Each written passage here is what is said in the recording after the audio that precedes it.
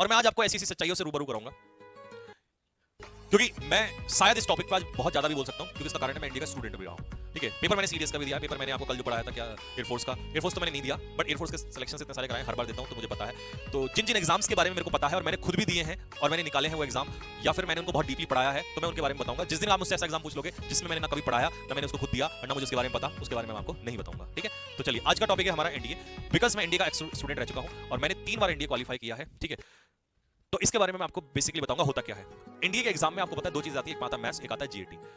अगर तुम मेरे से पूछोगे एज अ स्टूडेंट, मैं टीचर बनके नहीं बताऊंगा, क्योंकि आपको टीचर बनके जब भी कोई आंसर देता है तो वो आपसे रिलेट नहीं हो पाता है। तो ये समझिए आपके सामने एक इंडिया का स्टूडेंट बैठा है और मैं अब पीछे जा रहा हूं अपनी जर्नी पे, जब मैंने इंडिया का एग्जाम निकाला। तो मैं आपको बताऊंगा कि तुम्हारी जगह अगर मैं हूं तो मैं क्या करता जो मैंने किया था। ठीक है, क्योंकि टीचर अगर मैं इंग्लिश का टीचर हूं तो मैं आपको पता क्या बोलूंगा, अरे यार इंग्लिश इतनी आसान है, तुमसे इंग्लिश एज अ टीचर, क्योंकि मेरे को हजारों वोकैब याद है तो मेरे लिए आसान है, लेकिन स्टूडेंट के रूप में जाकर देखो दर्द कितना होता है। समझ रहे ना बात को। एज ए टीचर मैथ का टीचर कह देगा अरे तुमसे मैथ्स का क्वेश्चन नहीं हुआ, अबे ये तो देखो वो मैथ्स का जो बच्चा है उससे मैथ आती भी है नहीं आती है, नहीं समझ रहे बात को। ज्योग्राफी का टीचर कह देगा अरे तुमसे ज्योग्राफी लर्न नहीं होती, अरे भाई उसको मैथ भी पढ़नी है, इंग्लिश भी पढ़नी है, उसको कम सब कुछ पढ़ना पड़ता है। समझ रहे हो, तो मैं एज अ स्टूडेंट बताऊंगा आपको। देखिए, जो बच्चा ये सोच के चलता है कि एनडीए का पेपर इस तरीके से निकाला जाएगा कि आपका हर सब्जेक्ट परफेक्ट हो जाए, तो आप जीवन में एनडीए नहीं निकाल सकते। सबसे पहली बात नोट करते रहना, पॉइंट नंबर 1। मैंने स्टार्टिंग में जब फर्स्ट एनडीए निकाला था तो मैं आपको बताऊं, मैं इसकी कसम खा के कह रहा हूं, इससे बड़ा मेरे लिए कुछ भी नहीं है, क्योंकि यही है सब कुछ, इसी ने मुझे जीवन में जो भी दिया वो दिया।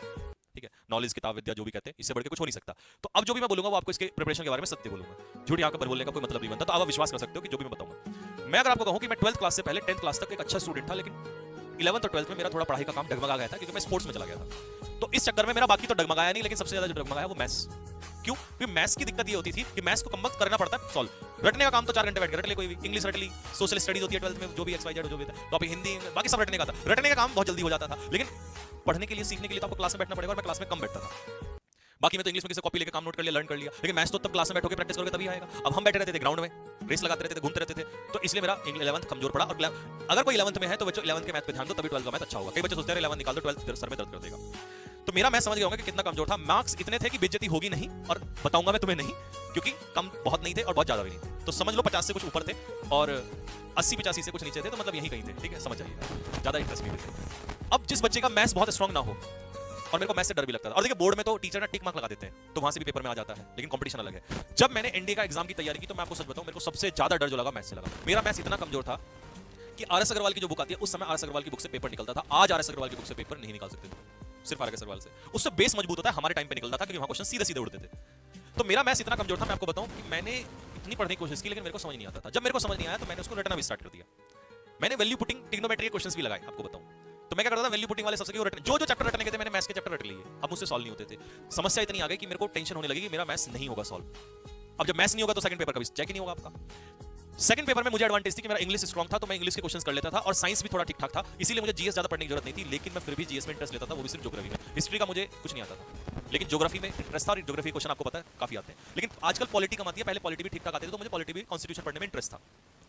इंग्लिश में पढ़ता नहीं था, क्योंकि इंग्लिश अपना भी ऑलरेडी ठीक थी, ज्यादा पढ़ने की भी जरूरत पड़ी नहीं, तो इसलिए ये थोड़ा सा बर्डन कम था। लेकिन सारा दर्द तो कम वक्त मैथ्स का था, और मैथ्स का दर्द इतना ज्यादा था, मैं आपको बताऊं कि मेरे कुछ ही चैप्टर हो पाए थे, जैसे कि ट्रिग्नोमेट्री हो पाया था, हाइट एंड डिस्टेंस इसमें आता है वो हो गया था मेरा, और जैसे जो छोटे छोटे चिंटू मिंटू चैप्टर होते हैं वो मैंने कर लिए थे। ठीक है जी, हाँ, जैसे कोई भयानक सा चैप्टर है वो मैंने लगभग छोड़ दिए थे, किए मैंने कोशिश, लेकिन नहीं हुआ मुझसे। ठीक है, तो हालत ये थी कि भाई लास्ट तक पेपर में जाते जाते, बट मैंने एक काम जरूर किया था, मैंने गिव अप नहीं किया। मैं ये था कि करूंगा कुछ ना कुछ तो करूंगा, ऐसा नहीं मैंने पढ़ा नहीं, रटने के साथ साथ मैंने सॉल्व भी किया, मैंने मेहनत भी की, जो चैप्टर मुझसे हुए मैंने एक्सप्लेनेशन के साथ किए। लेकिन जब मैं पेपर में गया तो मुझसे लगभग 35 समथिंग क्वेश्चन हो पाए वहां पर, और मेरा टाइम जो है वो सारा चला गया। उसके अलावा मुझसे क्वेश्चन हुए ही नहीं, मुझसे पूरा पेपर ही नहीं पढ़ा गया भाई, पूरा पेपर ही नहीं चेक हुआ। और जब लास्ट में कम वक्त मैंने देखा कि सारे क्वेश्चन तो पीछे इजी इजी दे रखे थे 90 के बाद से, ये टिक टिक टिक टिक, लेकिन तब तक तो बेल टन टन टन टन टन टन टन, और फिर मेरे तो दिल पे जैसे सांप जो है लहरा रहा था भाई। तो मैं डिमोटिवेट हो गया, आंखों से आंसू जो है हल्के हल्के बाहर आने लगे थे, क्योंकि मुझे लग रहा था कि यार अब मैथ्स खराब हो गया तो अब तो क्या ही करना, तुम जीएस में कितने भी धुरंधर हो। बट मैंने जीएस की तैयारी लिटरली बहुत खतरनाक की हुई थी, मैंने ज्योग्राफी की चीजें सारे जितने भी हैं रटी हुई थी, बढ़िया तरीके से रगड़ा लगाया हुआ था, और साइंस पे भरोसा था, और इंग्लिश अपनी फेवरेट थी। तो मैं गया बाहर, पेपर के बाहर आया, और भैया वहां हमारा दोस्त मिला जो इस समय इंडियन आर्मी में मेजर है, मैंने पहले भी बताया आपको, मेजर विश्वेंद्र कटारिया। वो बंदा जो था वो ठीक ठाक था, उसकी जीएस वगैरह भी ठीक ठाक थी, और मैथ्स में भी बहुत अच्छा। मैथ्स में ज्यादा बच्चे होते नहीं थे यार इतने स्ट्रांग, एवरेज ही थे ज्यादा। एक दो लड़का था, उसमें एक बंदा था वो अभी मेरठ में इस समय पर है, वो भी मेजर है, और वो मैथ्स में धुरंधर था। अब क्वेश्चन 80-86 मारता था दबा के, आईआईटीएन था ना वो तो खतरनाक था आदमी। तो बहुत रेयर बच्चों का मैथ्स अच्छा होता है। तो उसने मेजर विश्वेंद्र कटारिया जो है इस समय पर, उस लड़के ने मुझे बताया कि भाई संजीव टेंशन मत ले, जो हो गया वो तो हो गया, परेशान मत हो, मेरा मन में था मैं दूसरा पेपर देता ही नहीं, अगली बार तैयारी करूंगा। जब पेपर खराब होता है ना, सबसे पहले मन में आता है चलो छोड़ अगली तैयारी, अगला अटेम्प्ट। उस बंदे ने मुझे और वो इसका मतलब ऑफिसर बनने के लायक था, वो डिजर्व करता था। देखिए कितनी बढ़िया बात बोली उसने कहा कोई बात नहीं तू सेकंड पेपर दे, जो होगा देखा जाएगा। तो मेरे को राजमा चावल खिला के लाया, मेरा खाने का भी मन नहीं था, अपनी तरफ से पैसे दिए उसने, मेरे को बड़ी खुशी हुई है ना, दोस्त खिलाए तो बड़ा मजा आता है। लेकिन मन में खाना खा रहा हूँ, लेकिन मन में वही चिंता जारी है, सब याद आ रहा है यार, इतनी मेहनत की, रात रात भर पढ़ा, इतना टाइम लगाया, बहुत मेहनत की थी, मैं लिटरली बताऊं आपको, बहुत मेहनत की थी, ठीक है। तो उसने बोला कि भाई पेपर दे, मैं गया पेपर देने। जीएस के पेपर में पूरा गुस्सा था मेरे अंदर। सबसे पहले इंग्लिश पकड़ी, पूरा उधेड़ के रख दिया। उसके बाद साइंस में मैंने फिजिक्स में किया और केमिस्ट्री में कुछ क्वेश्चंस किए। बायो थोड़ी कमजोर थी तो बायो में ज्यादा क्वेश्चन हुए नहीं, दो चार जो पता लगा ऊपर ऊपर से। इस बार मैं चीट ट्रिक समझ गया था यूपीएससी की, ऊपर ऊपर से ना फटाफट ढूंढ लो, पूरा पेपर पढ़ना है भाई साहब। हमारी गलती क्या रहती है, हम स्टार्टिंग से जहां अटक जाते हैं वहीं अटक जाते हैं। मैंने कहा पूरे 150 क्वेश्चन तक घूम के आऊंगा, जहां अटक रहा हूं छोड़ दो, फट फट, नहीं आ रहा कोई नहीं यार, टिक ये नहीं टिक, ऐसे चल रहा मैं। तो चलता गया। फिर मेरे पास आ गया ज्योग्राफी, वहां से मैंने क्वेश्चन निकाले। हिस्ट्री के क्वेश्चन मैंने जो कभी 10th 11 ऐसे सुने थे पीछे, कभी 9 10 तक, उनमें से दो चार क्वेश्चन फंसे, तुरंत टिक लगा दी। आसान भी दो चार क्वेश्चन आते हैं। पॉलिटी का जो एक दो आसान लगा तो मैंने क्या किया, ऊपर से दो चार चुन लिए चारों तरफ से, और जो अपना स्ट्रॉन्ग पार्ट था वहां से अच्छे कर दिए। तो भाई मेरे कम से कम ये मान लो 75 प्लस जाके क्वेश्चंस मेरे सही थे, जो मैंने आके चेक किए थे, बिल्कुल सही थे, एकदम करेक्ट। अब मेरे को ये था कि इधर काफी सारे क्वेश्चंस हैं और इधर लुटिया हमारी डूब चुकी है, तो मैंने राम भरोसे छोड़ दिया, जो होगा देखा जाएगा। और धड़कनें ना बहुत तेज थी, जब तक रिजल्ट नहीं आया बहुत तेज। अब रिजल्ट का समय आता है तो मैं आपको इसलिए शॉर्ट में बता रहा हूँ, फटाफट रिजल्ट का समय आया और भैया जितने भी मेरे ग्रुप में आसपास लड़कों ने दिया था उसमें से शायद 3-4 का ही हुआ था, और काफी सारे मैं आपको बताऊं बहुत बढ़िया 90% 95% वाले भी बच्चे थे, उनका भी सिलेक्शन नहीं हुआ। अब मेहनत मान लो, कुछ भी मान लो, या जो भी XYZ कह सकते हैं, हमारा सिलेक्शन हो गया। और मेरा सिलेक्शन हुआ। जीवन में मुझे ऐसा लगता है अगर वो मेरा सिलेक्शन उस समय पर ना होता तो शायद पता नहीं क्या होता। ये हो सकता है मैं डिमोटिवेट हो जाता, मैं आगे सोचता कि मेरे अंदर कुछ है ही नहीं, काबिलियत नहीं है। लेकिन उस एक एग्जाम ने मुझे ये बता दिया कि भाई तेरे अंदर कुछ ना कुछ तो जरूर है, देख, क्योंकि हजारों बच्चे तैयारी करते हैं और उनका नहीं हुआ, और उनमें से 2-4 का हुआ और तेरा हो गया, इसका मतलब तेरे अंदर कोई ना कोई बात तो है। और परसेंटेज मैटर नहीं करती, देखिए लाइफ का एक्सपीरियंस आपको सिखाता है। मैंने उस दिन ये भी सीख लिया था कि परसेंटेज मैटर नहीं करती है किसी भी एग्जाम को निकालने के लिए, क्योंकि 90% वाले जो है 98% वाले जो है पेपर नहीं निकाल पाए, और मेरे जिसके परसेंटेज कम थे मैं निकाल गया था। इसका मतलब बहुत कुछ मुझे, अब मैं नहीं सुनूंगा किसी की, अब मैं करूंगा अपने मन से। तो मैंने उस समय अपने मन से डिसाइड किया, नाउ मुझे खुद करना है, और कॉन्फिडेंस एक मन में आ चुका था कि भाई अब मैंने पेपर निकाल लिया है तो इसका मतलब अपने अंदर कोई ना कोई तो बात है। वो पहले एग्जाम ने मुझे कॉन्फिडेंस दे दिया। इसीलिए मैं आपको कहता हूं कि आप अगर मेहनत कर रहे हो तो आपके अंदर कोई ना कोई बात तो है, आप उन लाखों स्टूडेंट से बेहतर हो जो कुछ भी नहीं कर रहे हैं जीवन में।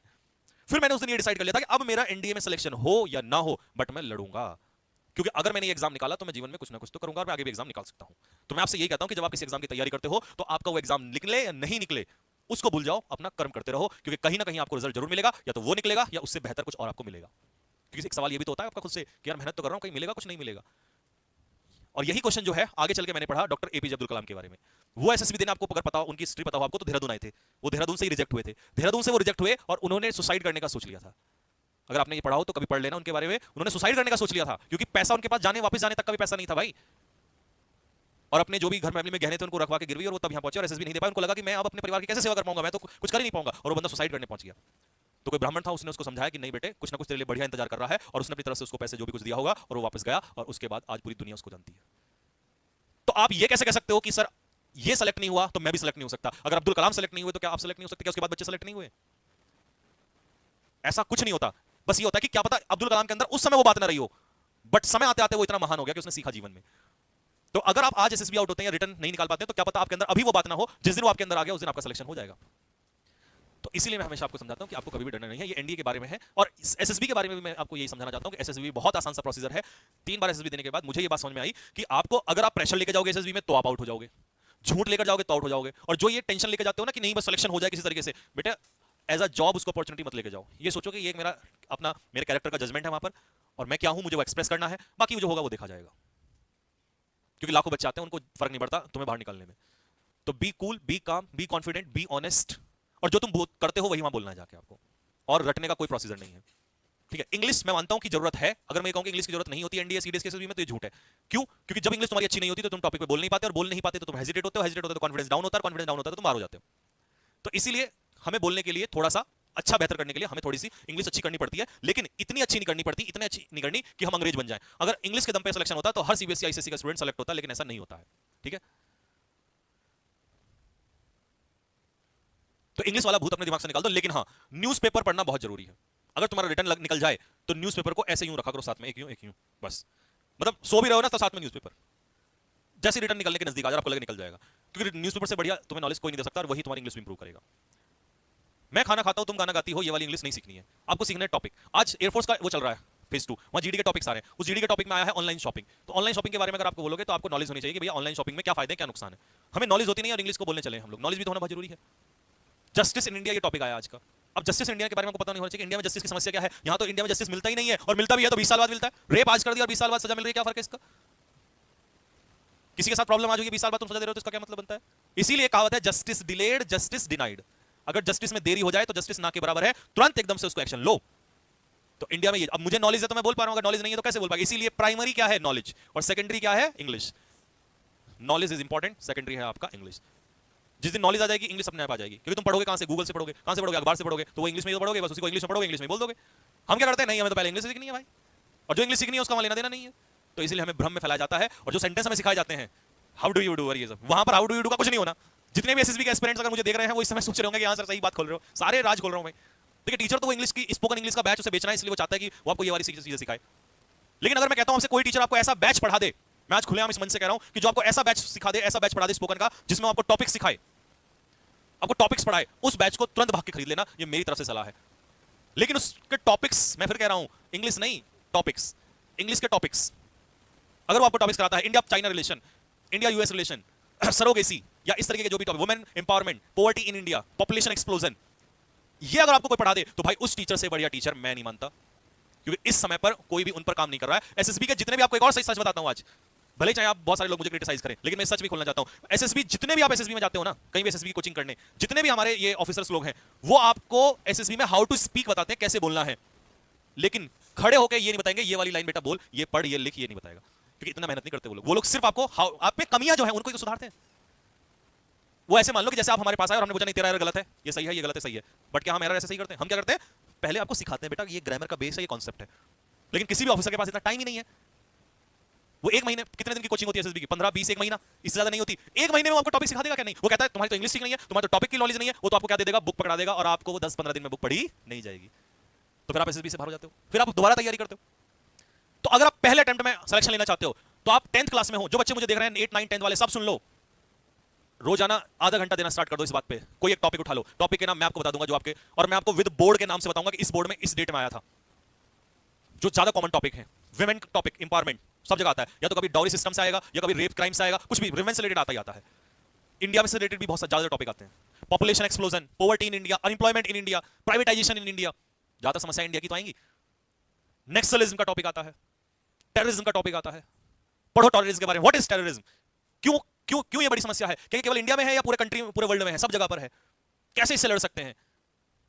और जिस दिन आप इन चीजों में लगोगे ना, आपको रील्स में भी मजा नहीं आएगा, क्योंकि जो बंदा इस चीज को पढ़ने लग जाता है ना, उसका लेवल यहां हो जाता है। और जिसकी सोच बड़ी है वो अपने आप में ही ऑफिसर है। सोच अच्छी होनी चाहिए आपकी। तो अगर आपके पास अभी एनडी का पेपर का प्रेशर है, तो मैं ये नहीं कह रहा आज से ही लग जाओ, लेकिन जैसे पेपर देकर निपटो, तुरंत कसम खा लो एक टॉपिक रोजाना तैयार करूंगा भाई।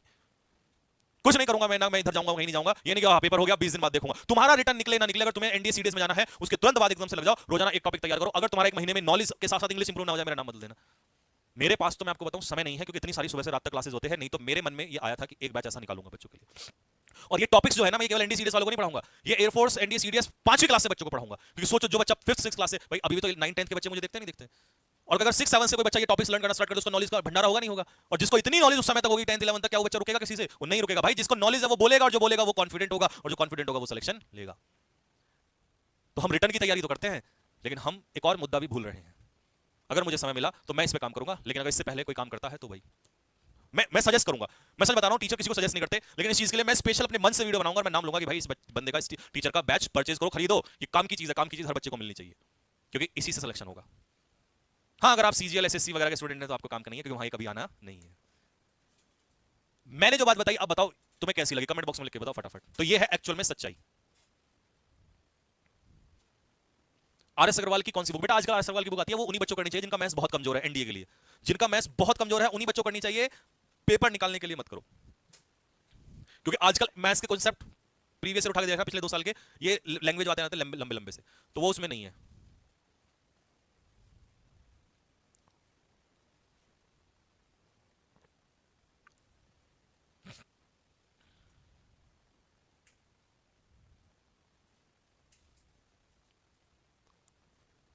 ठीक है भाई, तो ये आपका एनडीए के बारे में था, जो भी मैंने आपको बता दिया, एसएसबी के बारे में प्रॉपर बता दिया। ठीक है, बाकी देखो ऑब्स्टेकल लगाना, इंटरव्यू, ये सब बहुत आसान है, सब सीख लेता है। लेकिन जीटीओ में ये सारी चीजें जो है, लेक्चरेट की और जीडी की प्रॉब्लम जो है, ये इसीलिए आती है क्योंकि बच्चे को नॉलेज नहीं होती है, और करंट अफेयर नहीं पता होता कि कौन सा अभी क्या चल रहा है, चंद्रयान, ये मतलब न्यूज़पेपर को मैंने इसीलिए बोला है आपको।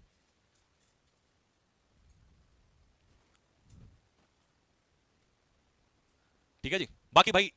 बाकी कोई भी मुद्दा होगा उसे कल उठाएंगे, एक ही दिन में सारा डिस्कशन नहीं करेंगे क्योंकि आपको पढ़ना भी है। रोजाना हम तो क्लास लेते हैं, तो रोजाना लास्ट के 5 10 15 20 मिनट जो है तो आज के इस टॉपिक पे चर्चा हो गई। कोई और टॉपिक अगर एनडीए में ही कोई होगा तो अब हम 2 4 5 दिन बाद लेंगे, कल नया टॉपिक लेंगे कि कौन से एग्जाम पे चर्चा की जाए, ठीक है। और जो भी बताऊंगा आई ओपनिंग बताऊंगा, आंखें खोलने वाली चीज जो बिल्कुल सत्य है, ठीक है। तो बस यहीं तक रखते हैं, ठीक है जी। और मिलेंगे आप लोगों से कल की क्लास में। कल ईडीएम्स की खतरनाक क्लास है, तैयार रहना सारे के सारे। तब तक के लिए जय हिंद।